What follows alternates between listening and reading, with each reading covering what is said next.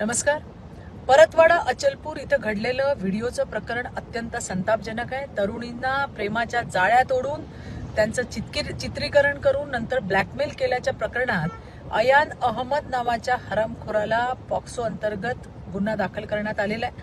मुख्यमंत्री देवाभाऊ यांची भूमिका स्पष्ट आहे. महिला आणि मुलींवरील बालिकांविरोधातील गुन्ह्यांबाबत झिरो टॉलरन्स.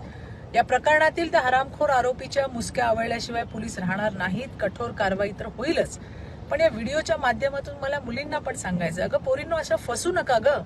गोड बोलून विश्वास जिंकून जर कोण जवळ येत असेल तर सावध राहा. कोणावरही लगेच विश्वास ठेवू नका. तुमची सुरक्षितता ही सगळ्यात महत्वाची आहे. पालकांनी सुद्धा मुलींशी मोकळा संवाद साधायला हवा आहे आणि शाळा महाविद्यालयातून नैतिक शिक्षण आणि डिजिटल सुरक्षिततेचे धडे समाविष्ट होणं ही आता काळाची गरज आहे. धन्यवाद.